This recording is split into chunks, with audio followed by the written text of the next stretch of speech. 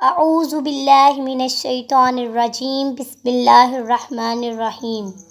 ولی اللہ اسلام کے تمام ویورز کو السلام علیکم۔ آج کی اس ویڈیو میں ہم آپ سے شیئر کرنے جا رہے ہیں ابلیس کی کہانی۔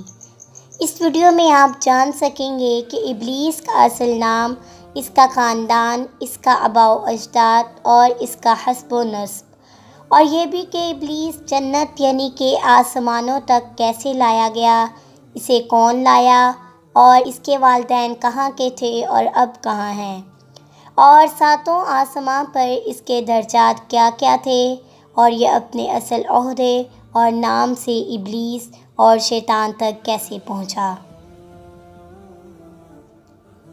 عزازیل سے شیطان تک، مقرب سے مردود ہونے تک۔ آپ میں سے اکثر شاید اس بات سے واقف نہ ہوں کہ آسمانوں پر میرا نام عزازیل تھا۔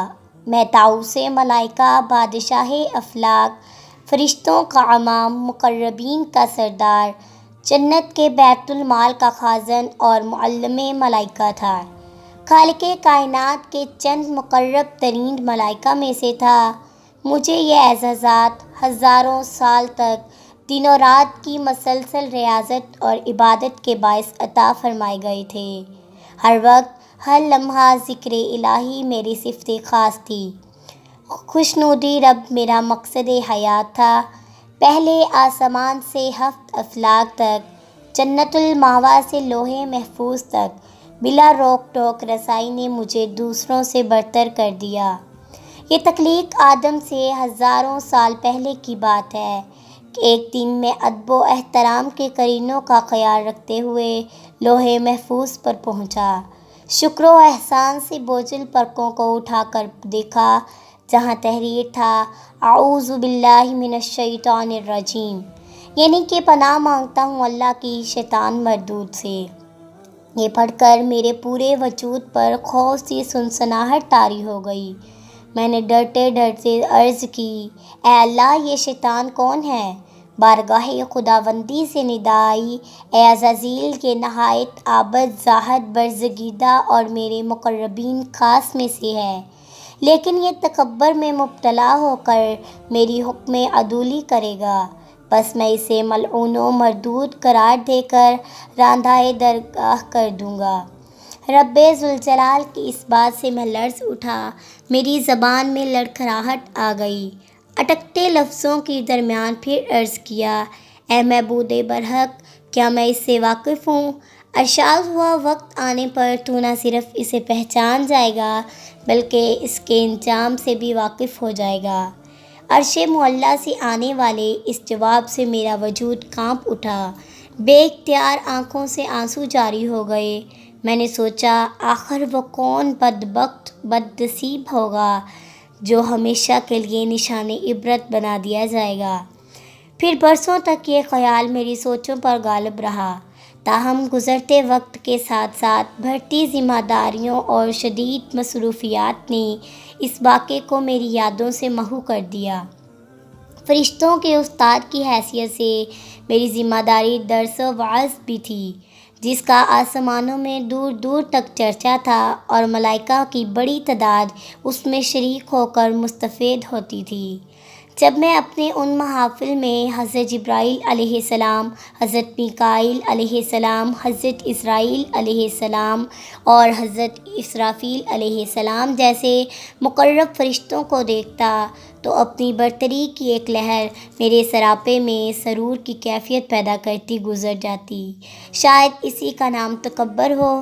بہرحال بیتے سالوں کے ساتھ ساتھ میرے درجات مزید بلند ہوتے چلے گئے۔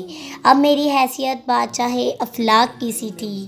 اتنے بڑے مرتبے کے بعد مجھ میں عاجزی و انکساری پیدا ہونی چاہیے تھی، لیکن معاملہ اس کے برعکس ہوا۔ مجھے یوں محسوس ہوتا کہ جیسے میرے اندر سے ایک آواز مجھے کہتی ہے، اے عزازیل، تو ان سب سے بہتر ہے۔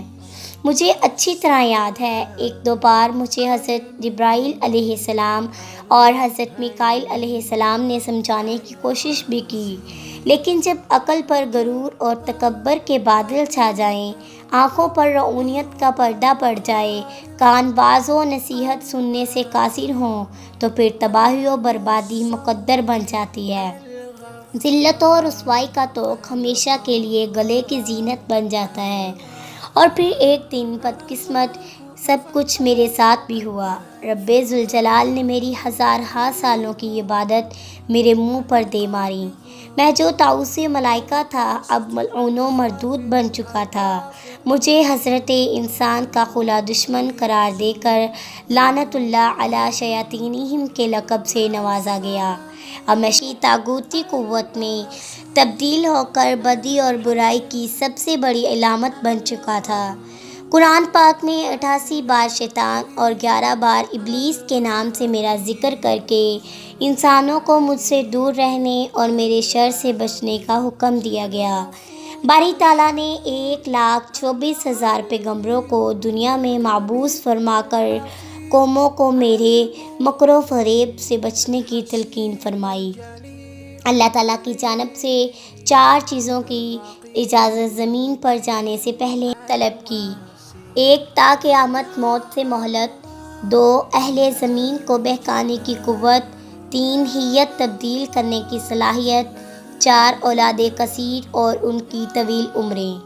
اللہ تعالیٰ نے فرمایا جا تجھے اجازت ہے، لیکن میرے نیک بندے تیرے فریب میں نہیں آئیں گے، اور جس نے تیرا ساتھ دیا میں تجھ سے اور ان سب سے جہنم کو بھر دوں گا۔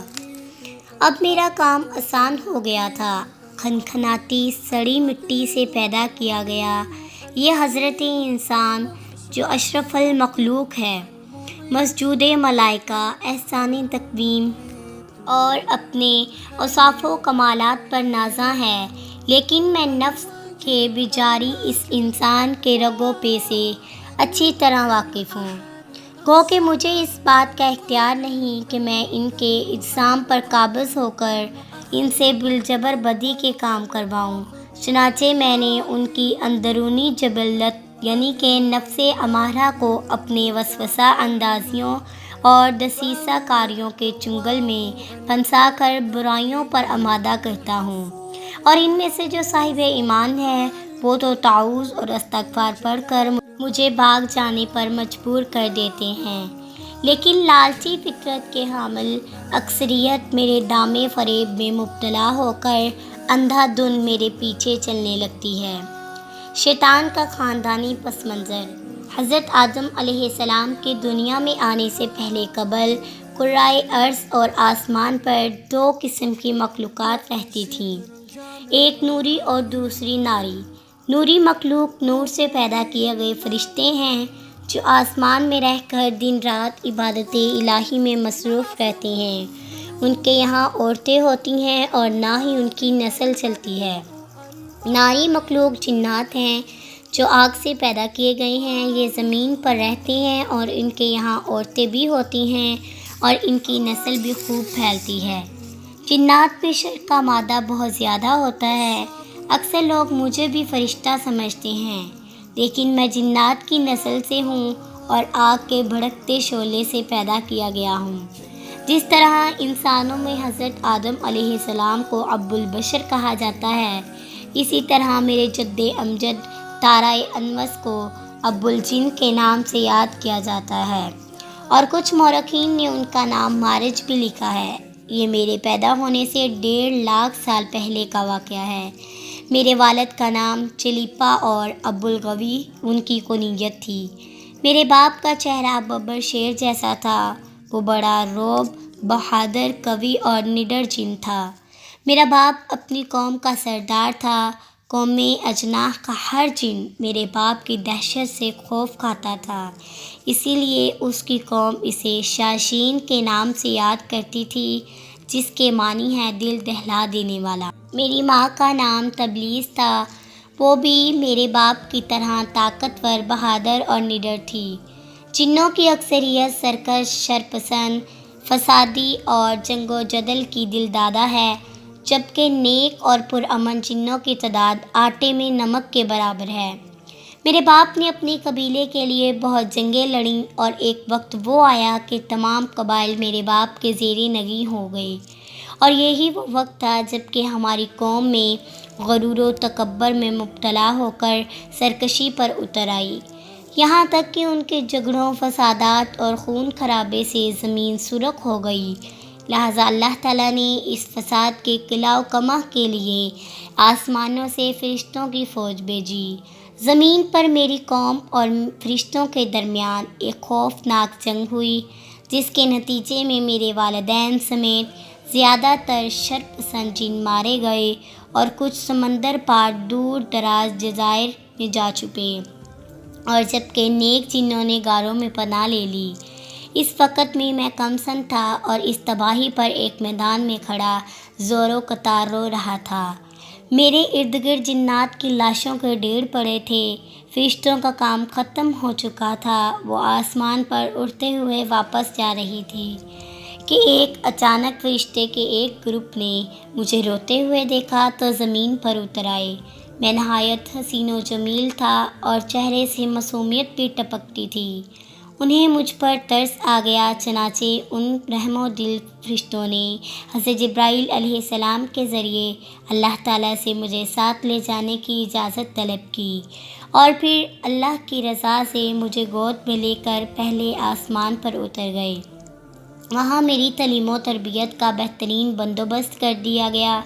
میں بہت ذہین تھا اور محنتی بھی، اپنا تمام تر وقت عبادت اور ریاضت میں گزارتا تھا، اپنے اتالیق فرشتوں سمیت سب سے بہت کم بات کرتا، اکیلا ہی آسمان کی سیر کو نکل جاتا اور گھنٹوں قدرت الہی کے رازہائے سربستہ کو جاننے کی ناکام کوششوں میں اپنا سر کھپاتا۔ وقت تیزی سے گزر رہا تھا۔ میرے سرد رویے نے مجھے فرشتوں میں مغرور مشہور کر دیا تھا، لیکن مجھے اس کی فکر نہیں تھی۔ میرا ہدف تو اللہ کا سب سے بڑا مقرب اور عبادت گزار بننا تھا، جس کے لیے میں دن رات ریاضت و عبادت میں مصروف رہتا تھا، یہاں تک کہ ایک دن اللہ تعالیٰ نے مجھے دوسرے آسمان پر فائز فرما دیا، اور پھر گزرتے وقت کے ساتھ ساتھ اپنی علمیت اور قابلیت کی بنا پر مجھے اللہ تعالیٰ کا قرب حاصل ہوتا چلا گیا۔ پہلے آسمان پر مجھے عابد کہا جاتا تھا، دوسرے پر زاہد، تیسرے پر عارف، چوتھے پر ولی، پانچویں پر تقی، چھٹے پر خازن، اور ساتویں آسمان پر مجھے عزازیل کے نام سے پکارا جاتا۔ حضرت کعب احبار رضی اللہ تعالی عنہ میرے بارے میں بیان فرماتے ہیں کہ ابلیس 40,000 برس تک جنت کا خزانچی رہا، 80,000 برس تک ملائکہ کا ساتھی، 20,000 برس تک ملائکہ کو وعظ سناتا رہا، 30,000 برس تک مقربین کا سردار، 1,000 برس تک روحانین کی سرداری کے منصب پر فائز رہا، 14,000 برس تک عرش کا طواف کرتا رہا۔ لوح محفوظ پر اس کا نام ابلیس لکھا ہوا تھا، اور یہ اپنے انجام سے غافل اور اپنے خاتمے سے بے خبر تھا۔ آدم کے پتلے سے ملاقات۔ ایک دن کا واقعہ ہے کہ ہفت افلاک کی سیر کرتا ہوا میں اوپر پہنچا تو مجھے پتہ چلا کہ اللہ تعالیٰ نے ایک نئی مخلوق پیدا فرمائی ہے، جس کے لیے دنیا کے ہر کونے سے مٹی لائی گئی ہے۔ علامہ ابن کثیر لکھتے ہیں کہ اللہ عز و جل نے آدم کے پتلے کو اپنے دست قدرت سے پیدا فرمایا، اور یہ بغیر روح کے 40 سال تک اسی طرح پڑا رہا۔ فرشتے جب اس کے پاس سے گزرتے تو گھبرا جاتے۔ ان میں سب سے زیادہ گھبرانے والا ابلیس تھا۔ یہ اس کے پاس سے گزرتا تو اسے مارتا، جس کی وجہ سے اس کے جسم سے آواز نکلتی جیسے کھنکھناتی مٹی کی تھکیڑی سی نکلتی ہے۔ ابلیس اس کے جسم کے منہ سے اندر داخل ہوا اور پیچھے سے نکل آیا، اور فرشتوں سے کہا کہ تم اس سے نہ ڈرو، یہ تو اندر سے خالی ہے، اگر میں اس پر مسلط ہو گیا تو میں اسے ہلاک کر دوں گا۔ اور پھر وہ دن بھی آ گیا جب رب العالمین نے فرشتوں سے فرمایا کہ میں زمین پر اپنا ایک نائب بنانے والا ہوں، وہ زمین پر میرے احکام کا نفاذ کروائے گا۔ پھر فرشتوں کو حکم دیا کہ آدم علیہ السلام کو سجدہ کرو۔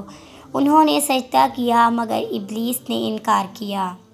میرے تکبر، رعونیت اور برائی نے مجھے سجدے سے روکے رکھا۔ اللہ تعالیٰ نے مجھ سے فرمایا، تجھے سجدہ کرنے سے کس چیز نے منع کیا جبکہ میں نے تجھے سجدے کا حکم دیا؟ وہ بولا، میں اس سے بہتر ہوں کہ تو نے مجھے آگ سے بنایا اور اسے مٹی سے بنایا ہے۔ میں ایسا نہیں کہ اس انسان کو سجدہ کروں جسے تو نے سڑے ہوئے کھنکھناتے گارے سے پیدا کیا۔ اللہ نے فرمایا، اب تو یہاں سے نکل جا کیونکہ تو مردود ہو گیا ہے اور قیامت تک تجھ پر میری پھٹکار ہے۔ شیطان نے کہا، اے میرے رب، مجھے روز محشر تک کی مہلت دے دے۔ فرمایا، جا، میں نے تجھے متعین وقت کے دن کی مہلت دے دی۔ پھر شیطان نے کہا، مجھے تیری عزت کی قسم، میں ان سب کو یقیناً بہکاؤں گا، ان پر حملہ کروں گا، ان کے آگے سے بھی اور ان کے پیچھے سے بھی، ان کے دائیں جانب سے بھی اور بائیں جانب سے بھی، اور آپ ان میں سے اکثر کو شکر گزار نہیں پائیں گے۔ اور یوں بارگاہ خداوندی سے دھتکارے جانے کے بعد عزازیل سے ابلیس بن گیا۔ اپنے غرور و تکبر اور رعونت کی بنا پر میری ہزاروں سالوں کی عبادت و ریاضت ضائع ہو گئی اور مجھے عرش سے فرش پر ٹپک دیا۔ آئیے ہم سب مل کر ایک مرتبہ شیطان سے پناہ کے لیے تعوذ پڑھتے ہیں۔ اعوذ باللہ من الشیطان الرجیم۔ ویڈیو اچھی لگی تو ویڈیو کو لائک کیجیے گا، کمنٹ کیجیے گا اور میرے چینل کو سبسکرائب کیجیے گا۔ اللہ تعالی ہم سب کو اپنے حفظ و امان میں رکھے۔